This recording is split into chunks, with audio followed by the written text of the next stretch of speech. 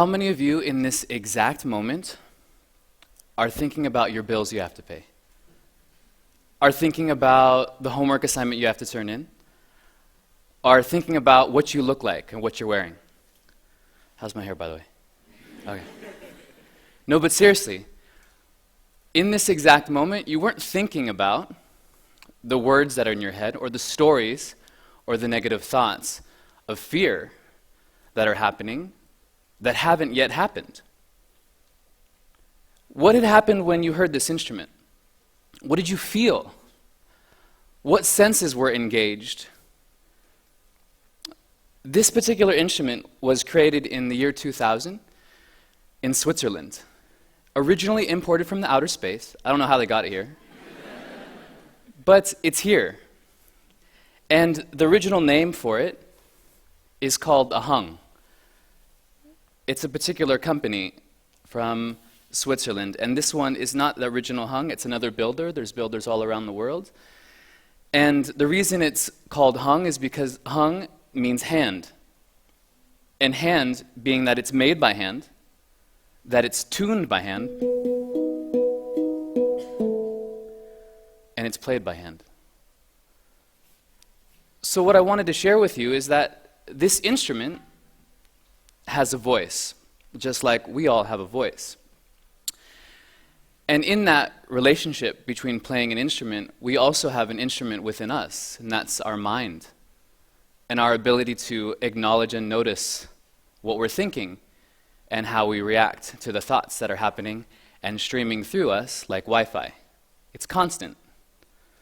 So I'm sitting here and thinking about my first time that I first experienced a handpan, and it was while I was living in the Netherlands. And I was walking down the street and I heard this sound, and it just pulled me, literally like a rope, being towed all the way up from an anchor in the sea. I was drawn to this sound, this vibration. I sat there and in awe just watched this person playing. And I thought about how much I wanted to experience that for myself. What was drawing me into the sound? Did you experience that at all? Did you feel connected to it? So the idea was that happened for me too. And as I had searched and seeked over the last few months, I had found one for sale. They're not an easy instrument to acquire, and they're expensive as well. So for me, the first time I had experienced one, I figured, I have to play this immediately in a yoga class. I don't have time to practice. I don't have time to practice because if I sit there and try to practice, it could be weeks, months, years later before I actually play it in class. So I bought it within the first week. As soon as I was able to teach another class, I took it into class.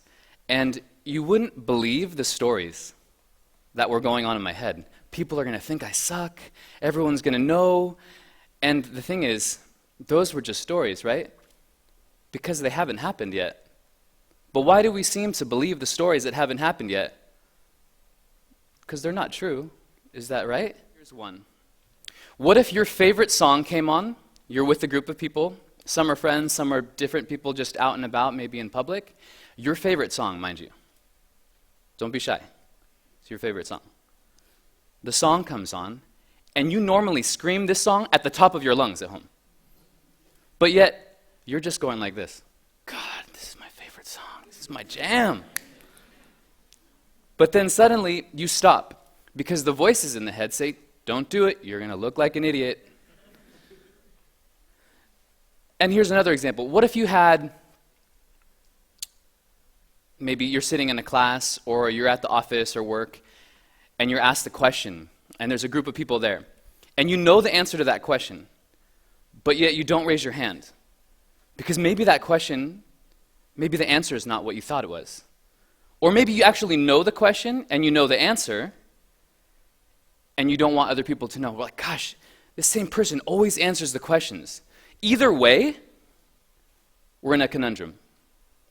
We're stuck with battle in the mind.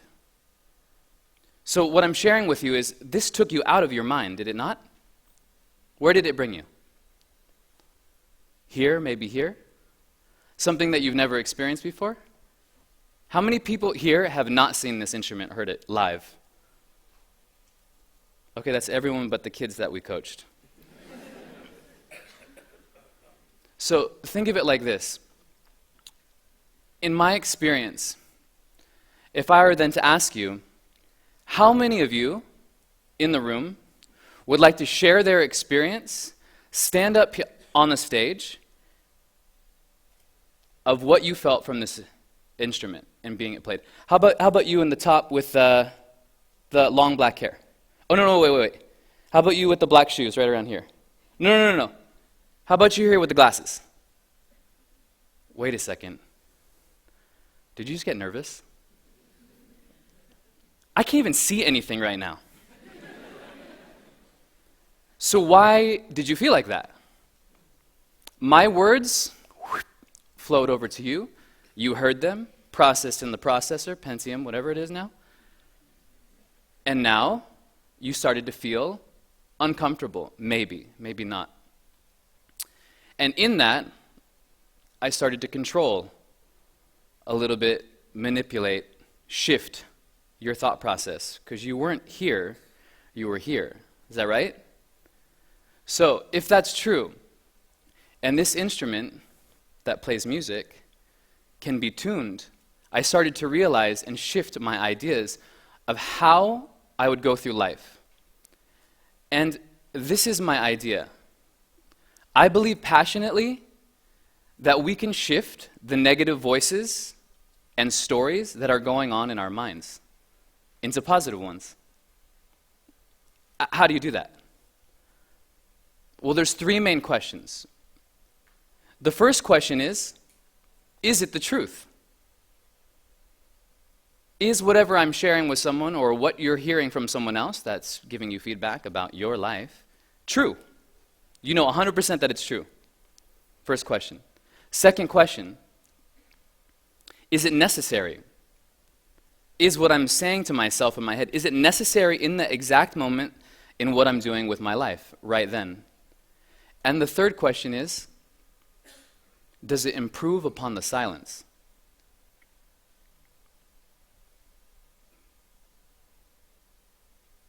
This instrument is so powerful that it improved upon the silence of the room. You could feel it, you could see it, and then once you see and feel, you started to know. So here I am, and I'm thinking about the first time that I was going through my ideas and creating my lifestyle. I, being very similar to the students at NIST, was educated and around a lot of very creative people that influenced me in a positive way, which is just north of San Francisco in a county called Marin. And growing up there, the people that I was around helped shift my mind to believe before I even knew it was possible. So I was thinking of and creating within the same age range as most of you, around 15, 16, when I first started practicing yoga. And at that time, I didn't really know what was going on because I was really focused on sports and, other things, you know what I'm talking about. So what ended up happening was I started creating this idea of this lifestyle where I could travel around the world, learn as much as I can, teach what I was learning, and pass it on. How was I going to do that? In the last 5 years, as I was traveling, pretty much since 2002, consistently, every year I've been back to Thailand for the last 14, 15 years.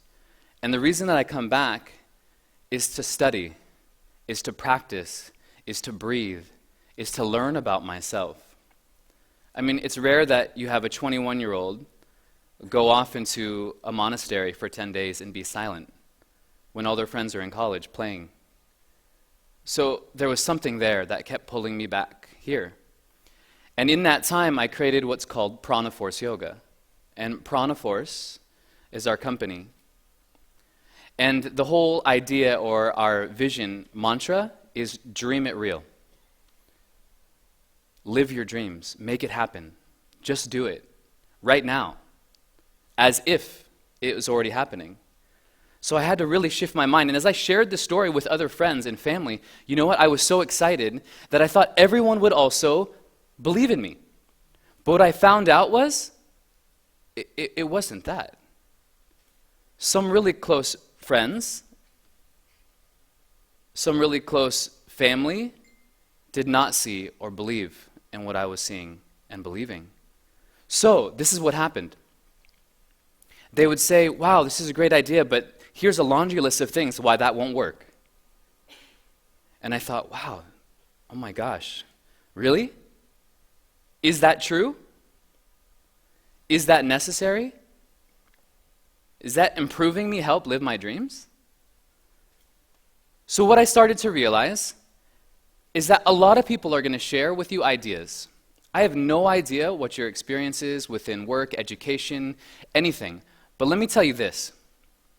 If you share something with me personally that is not where I wish to be, relationship-wise, business-wise, finance-wise, spiritual-wise, doesn't matter what it is, I don't have to believe you. I can agree with you. I can nod my head and say, yes, you know what, I totally understand. But I don't have to believe you, because once I start to believe you, that can shift the whole chemistry in my mind. Because the thing is this, the subconscious mind and the conscious mind doesn't know the difference between negative or positive energy. It just knows it as energy. So the subconscious mind, if we're saying things to someone, you'll never be able to do that. That person's subconscious mind, mine, will say, wait, I can't?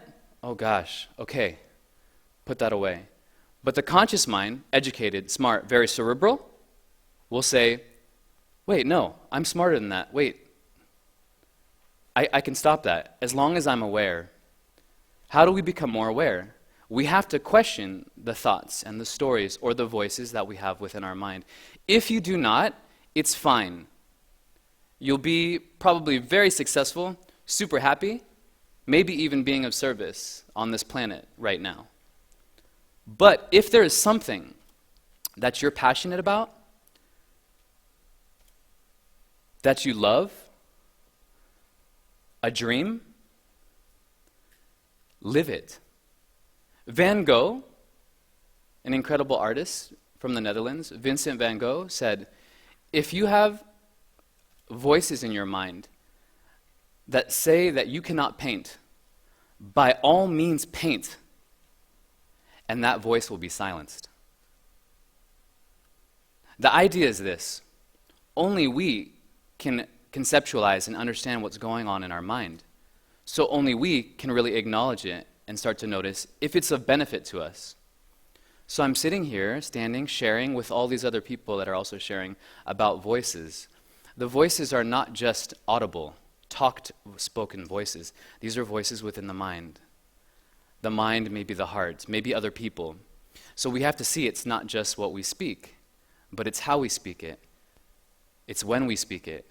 And all of these things that come in, cumulative, that really make a difference. So at this point now, as I've been sharing and teaching and traveling, I've had more opportunity to connect with people. But the biggest thing that I've found is the connection with myself.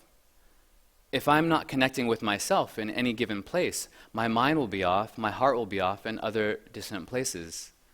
And there's a lot of distractions around us all the time, as we know. So I wanted to share with you one short, small session so you get another feel of this instrument.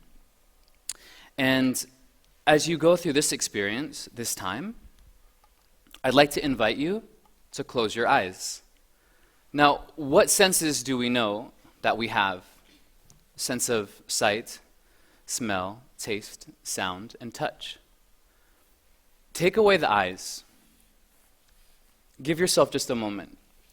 You can leave them cracked open if you're just a little bit weird, that's fine.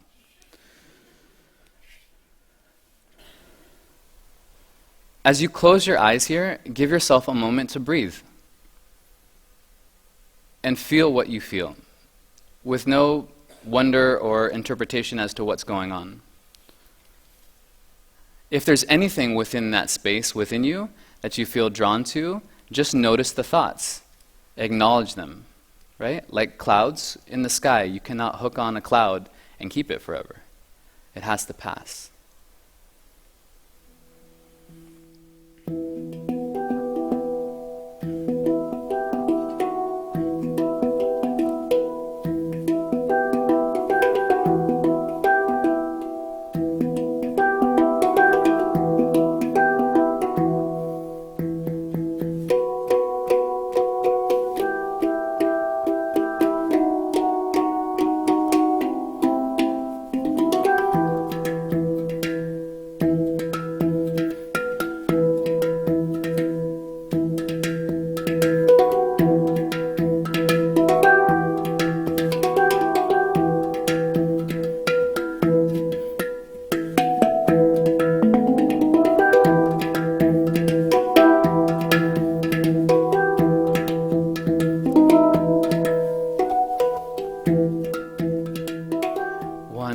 of the most influential teachers in my life is from India.